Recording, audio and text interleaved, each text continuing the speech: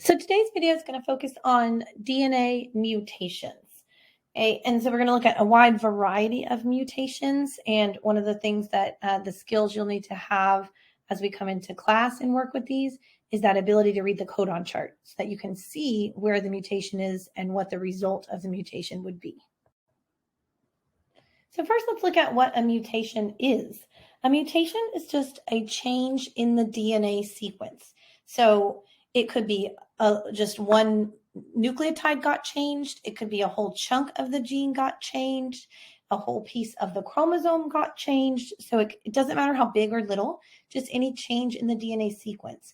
And it may or may not even have a noticeable effect. Okay, we're going to talk right now. We're going to focus solely on mutations in the DNA when we're copying the DNA or anything like that.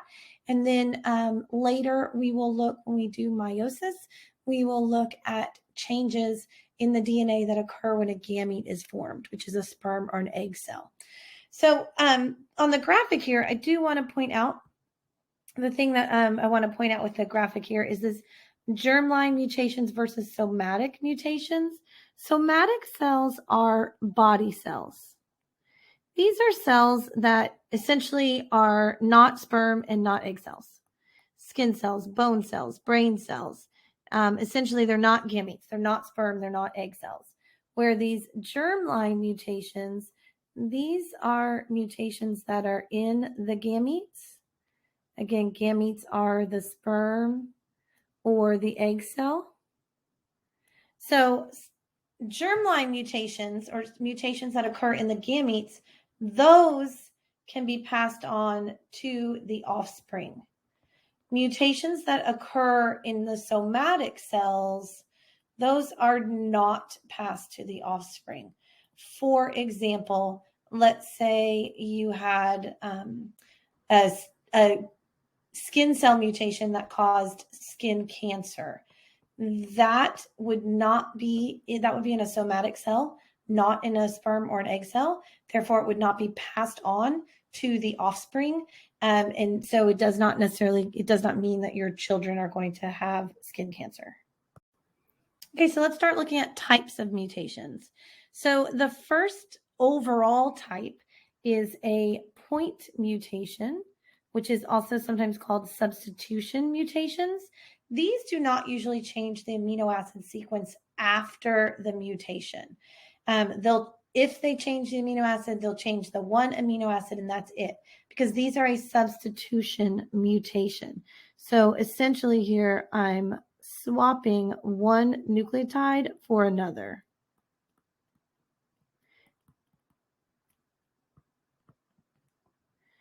So when we talk a lot, we talk about the nitrogen bases, right? So I'm swapping an A for a T or a G for a C or a G for a T. Okay, and there are three basic outcomes that can occur from this. We're actually going to start over on the right, okay, with what we call a silent mutation. A silent mutation, there's going to be no change in the amino acid. So for instance, here the mutation occurred in that third base there in the codon. So the codon went from GAA to being GAG. As we saw on our codon chart in previous video and working with them in class, we've seen a lot of times that the third base doesn't really matter. So GAA codes for glutamine, and so does GAG. So this is what we call a silent mutation.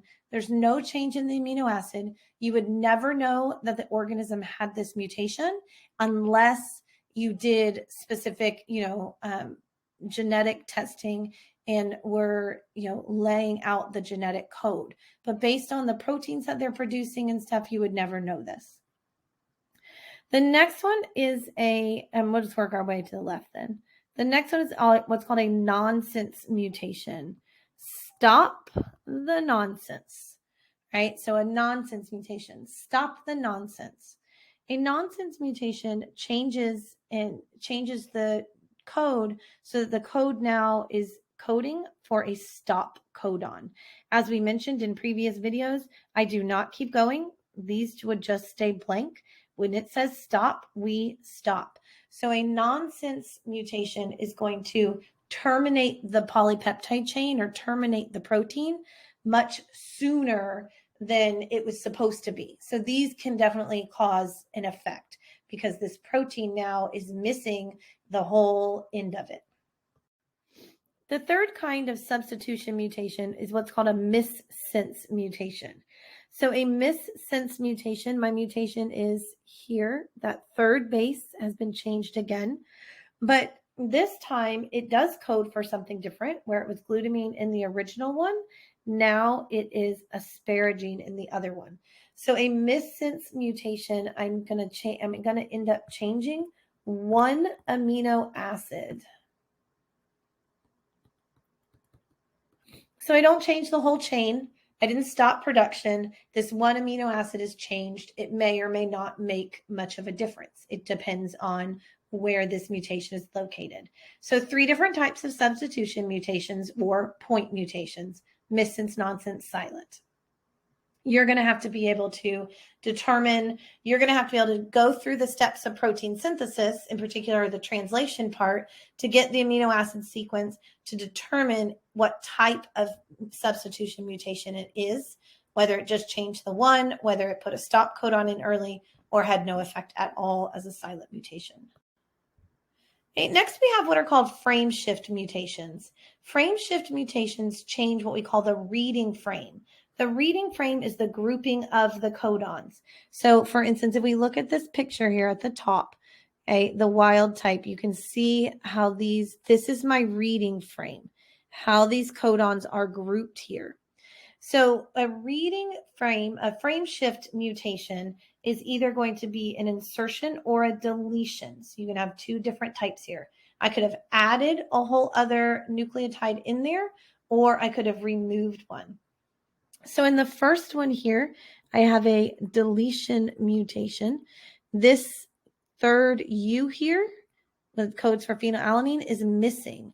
So my reading frame initially is the same, and then when that's missing, the cell is still going to clump these into groups of 3. So my groups of 3 have now all shifted over to the left by 1. And so these could potentially change every amino acid in the chain afterwards because I have shifted my codons. I've shifted my groups of 3.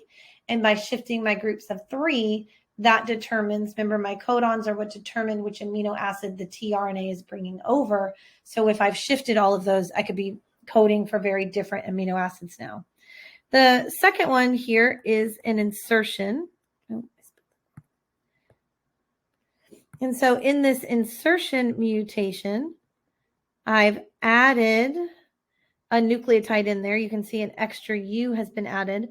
So when I do my reading frames now, I've shifted my reading frames, and this one actually caused a stop codon. It could have had a whole different, effect all the way down, but it ended up stopping and terminating the protein early. So frame shifts, so deletion insertion mutations, a lot of times will have a much bigger impact than a substitution mutation, in particular if it's a silent mutation or possibly a missense mutation. A nonsense mutation has a lot of impact. Okay, let's look at mutations along the entire chromosome. So this is not one little section of DNA and we're looking at just one nucleotide changing. We're looking along a large length of the DNA along the chromosome as a whole. The chromosome is the whole strand of the DNA, wound up nice and tight. So thousands of genes on this chromosome. So with a chromosomal mutation, I could have a deletion. You'll see in this deletion, I'm missing an entire chunk of the chromosome. That is missing from this, from the new chromosome. So I've removed an entire piece of the DNA, not just a nucleotide. Okay, we can also have a duplication mutation. So a duplication mutation, I repeated parts of my chromosome. So you'll see these BC genes are in there twice. With an inversion mutation, we take a piece of the chromosome, the piece of the chromosome is removed, flipped over, and put back in. You'll notice the order here has been inverted because it's been removed, flipped over, put back in. So the chromosome retains its size, it retains its length, but the things are in a different order now. So, and these mutations are a problem. Large chromosomal mutations like this, where I'm missing an entire piece of DNA or an entire gene, or I'm duplicating genes, these are an issue. These are problems.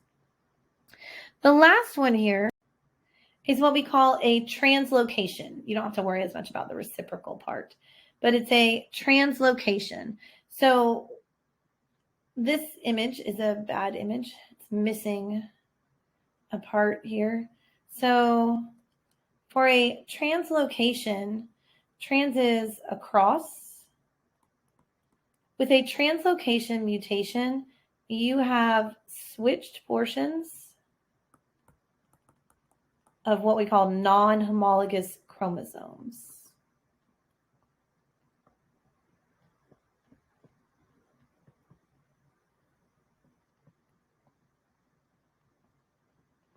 I need to get this term down. Okay, homologous chromosomes, homo means the same. Homologous chromosomes code for the same things, right? So we see our chromosomes in pairs usually, right? Like here's a pair, and then we'd have another pair, and then we'd have, another pair. So our chromosomes are set up in pairs, and they're set up in homologous pairs. So we get one half of the pair from mom, one half of the pair from dad. So we end up getting genes for everything from mom and genes for everything from dad. We just get half of the pair from mom, half from dad.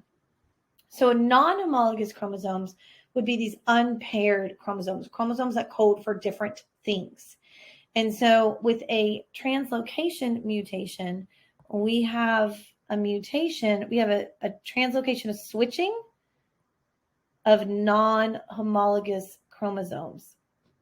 So let's do 3 little pairs here. So let's say I have a set of chromosomes, another pair of chromosomes, and then a third pair of chromosomes.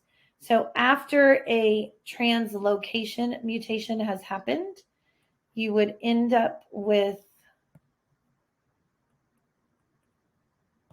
chromosomes that look like this. So I've exchanged pieces of non-homologous chromosomes, and these are a problem. Okay? And I'll show you a better image of this in class. You'll see better images of this in class.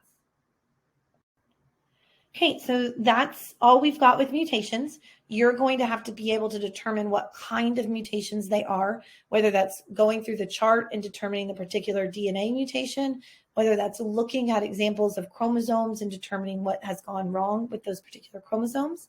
So make note of any questions you have so that you can ask them and we can get them cleared up before we start the actual application of this.